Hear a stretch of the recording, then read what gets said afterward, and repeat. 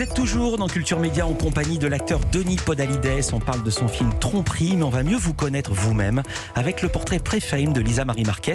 C'est le portrait de notre célébrité avant sa propre célébrité. Bonjour Lisa Marie. Bonjour Philippe, bonjour Denis Podalides. Bonjour.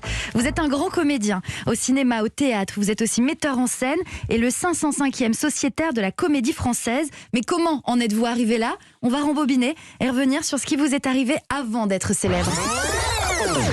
Denis Podalides, vous avez grandi à Versailles. Votre grand-mère tient alors la librairie Rua, la plus importante de l'Ouest parisien.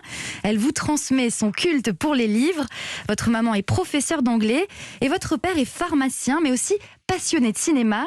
Il aime vous faire découvrir les films qui passent à la télévision, notamment pendant les vacances de Noël, quand vous avez le droit de vous coucher un peu plus tard.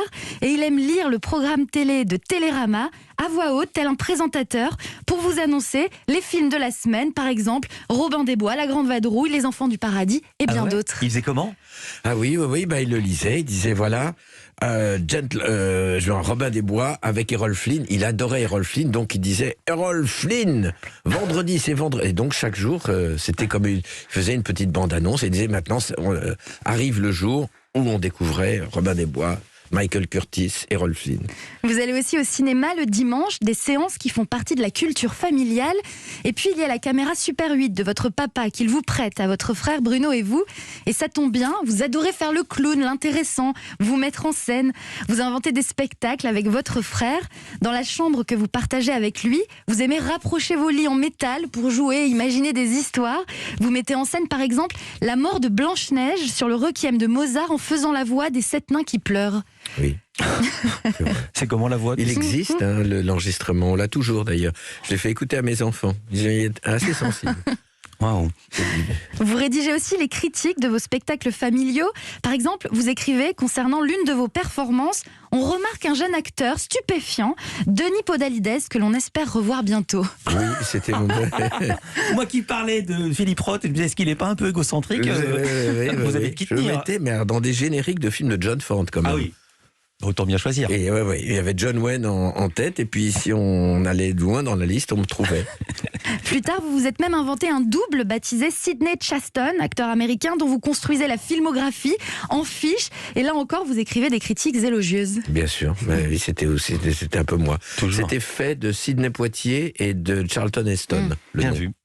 Denis Podalides, vous aimez aussi vous plonger dans la lecture de Molière ou Shakespeare avec autant d'appétit que vos camarades dévorent Tintin ou Lucky Luke.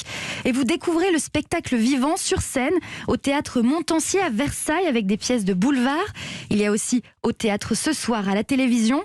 Et puis un jour, votre grand-mère vous emmène voir la pièce Le Soulier de Satin et vous êtes fasciné par le comédien Jean-Louis Barrault.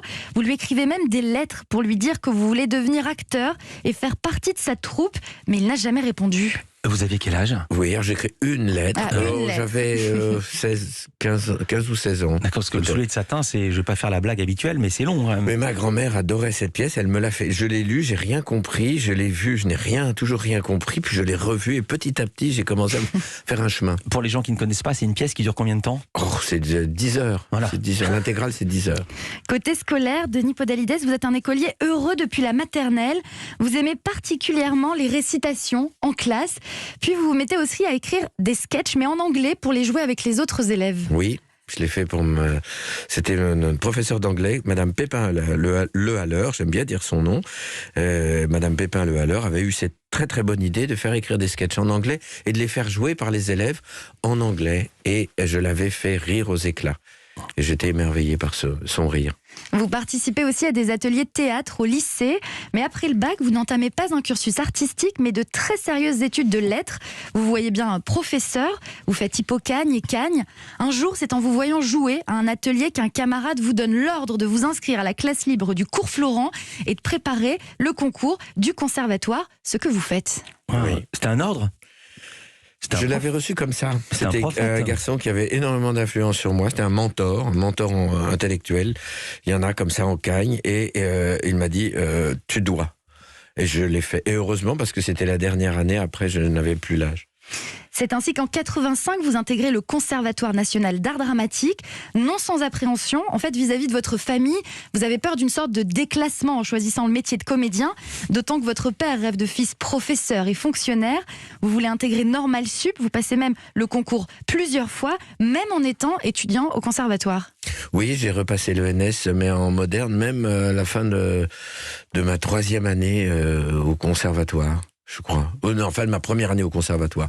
Et j'ai eu l'oral, mais j'ai eu l'écrit, mais je n'ai pas eu l'oral. C'est vrai que vous n'êtes pas très très bon à l'oral non plus. Hein. Non, je plaisante. Non, mais dire, c'est un comble. Denis Podalides qui rate l'oral, c'est même pas possible.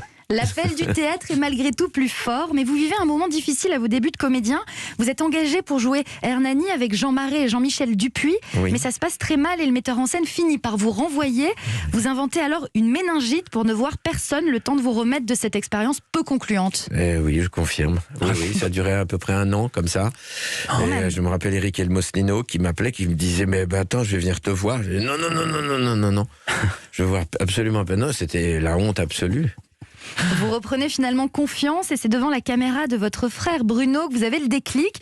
Il vous met en scène dans Versailles Rive Gauche qui reçoit le César du meilleur court-métrage. On écoute un extrait. Allô Mathieu ? Ouais, c'est Arnaud. Dis donc, j'ai un service à te demander là. Oui, Jean-Claude est chez moi là et il m'emmerde, mais alors tant qu'il peut là, parce que j'ai invité une copine à dîner là, oui, ce soir, qui joue, on comptait passer la soirée. Enfin bref, il s'incruste et il voudrait maintenant me la piquer. Ouais. Non, tu la connais pas là. Oui, elle est assez jolie. Ouais. Enfin bon, maintenant, alors il s'est mis en tête de l'emmener dans un rallye. Denis Podalides, vous continuez votre chemin jusqu'à la consécration. Le 27 janvier 97, vous entrez à la Comédie Française, prêt à vous imposer comme un artiste complet, profond, constant et respecté. La suite, on la connaît, et moi, je m'arrête là. Merci. Et la flemme, évidemment. Ouais. Merci beaucoup, Lisa Marie. Quel effet ça fait? Vous connaissez bien votre histoire à vous-même, et quel effet ça fait de l'avoir on est dans un film de Claude Sautet, là. Oui, c'est touchant parce que c'est plein de visages et de moments soudains qui me sautent à la mémoire et qui des évocations de mon père ou de ses amis ou de cette méningite. Le passé est extrêmement vivant dans le présent quand même. On va rassurer tout le monde, cette méningite était une fausse méningite. C'était faux, C'était la vraie Lisa Marie qui est avec nous. On se retrouve l'année prochaine, Lisa Marie. Oui. Joyeux Noël, bonne fête. Vous avez déjà mis le pull de Noël.